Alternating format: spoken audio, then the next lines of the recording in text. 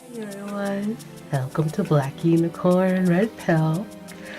So today we're going to be discussing a bit more about what is feminism, part 2. So what is feminism?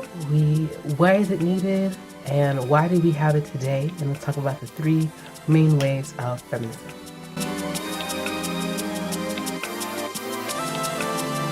Thank you everyone, and welcome back to the Black Unicorn Red Pill channel. Appreciate you all for watching. Make sure you like and subscribe.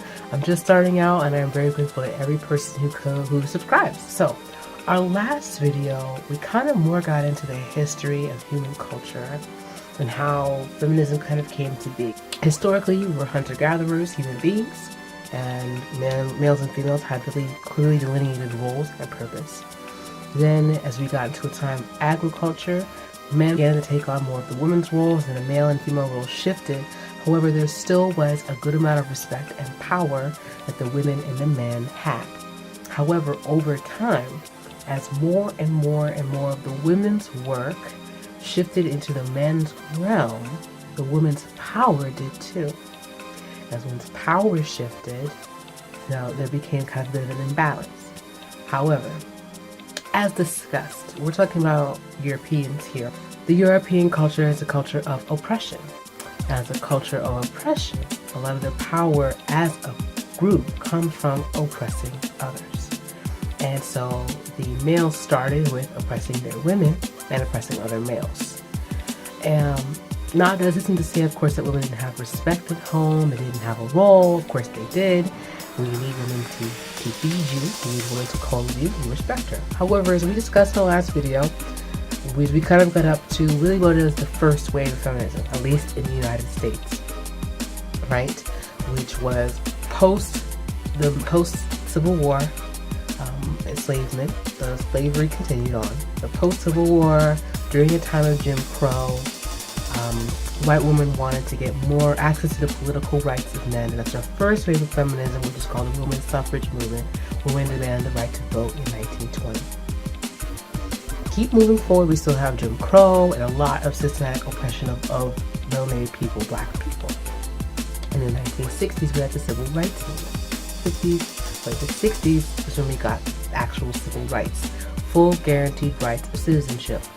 Now that means politically, so understand the hierarchy, right? White men are on the top of this system, white women are right behind, then the other race is usually black men and then black women, right? Now, even though black men and women are actually more or less on the same, sometimes above, this is another discussion. We talk about the plantation, that will come. However, in a general sense, that was the structure.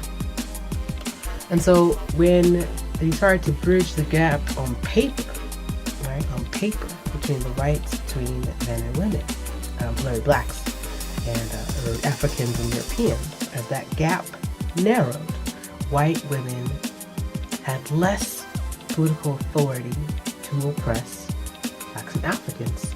A great example of this power dynamic in the United States is in the film The Help.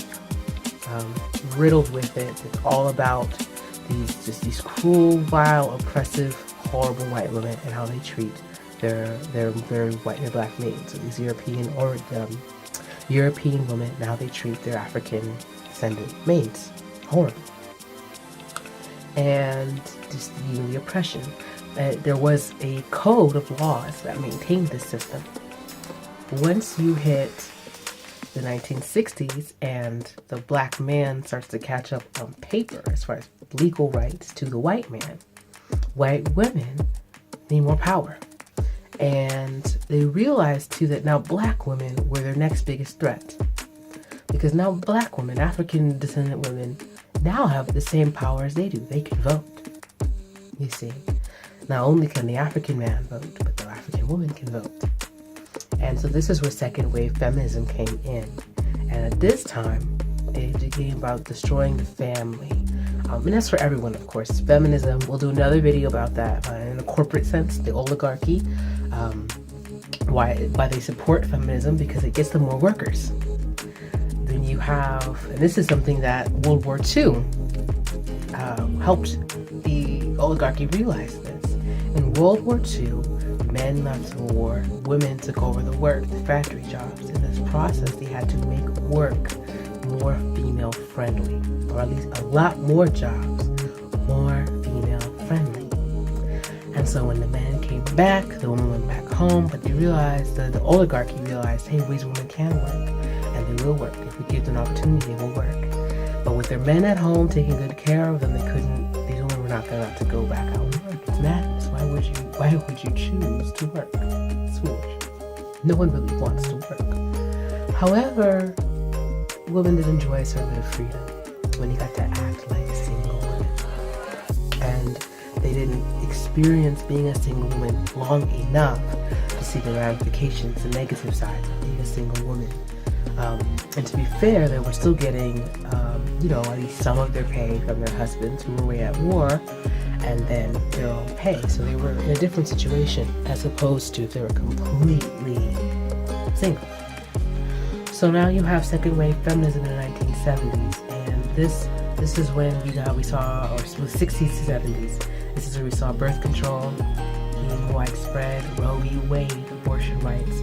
So these two things, and of course just the more common use of prophylactics and condoms, these three things really create that sexual revolution. The value of this was to give women more incentives to be single. So it's no fun being a single woman if you can't have sex, you can't have fun. And you can't just go out and have sex and have fun if you're getting pregnant. You gotta marry to take care of your children. If you don't get pregnant, you can abort your pregnancy. And later came the safe drop-off laws where you could just leave your child at a police department, fire station without worries. This freed women up more. And so in the second wave feminism, this is when the white woman first started, the European woman started to bring in the African woman and say, hey, African woman, you're oppressed. Because now your man has the same right as our man, and men in general oppress women. And sadly, Black women said, yes, you're right. We will not be oppressed. And there's some common images, of the white woman and the Black woman with a big afro, that, we can do it too. Which ignores the fact that, of course, Black women have been working. There actually was a movement to force Black women to work because too many of our African descendant women were housewives. And there were actually laws put in place to force African women to work for white women. And a lot of this comes from men love a submissive woman no matter what the reason why they're submissive. And so when a woman is cooking, cleaning, nurturing the children, serving him, a man's natural inclination is to kind of desire like that. It's like a jealousy between the European woman and the African woman, as discussed in Mandingo. But it continued. And so the best way for the European woman to break this down and to make the African woman less attractive both to her white man and her and the white woman's white man, the European man, and to the African man, is to make her feminist. And sadly she fell for it, hook, line, and sinker. Terribly sad. And so that was the birth of Black feminism. Now that died down in the 80s and the 90s. The third wave of feminism, which we're living in right now, is about more of a complete and utter social control. It's about masculinizing all women and feminizing all men. And this is more controlled by the corporatists than just the white women's interests. So that's what I want to discuss today. What are your thoughts? Do you agree? Do you feel that what I've just said over this video, this is a reasonable understanding of feminism, the history of feminism, where it's come from, why we have it, why we need it, who it serves? What are your thoughts? And what would you like me to discuss? Make sure you please like, comment, subscribe, and let the Black Unicorn Red Pill, let Black Unicorn know what you'd like to discuss. I'm here for you. So we'll have more videos coming up. Next, we're going to discuss Black feminism and corporate feminism. Take care. Like, comment, subscribe. Let's hear your thoughts. Au revoir.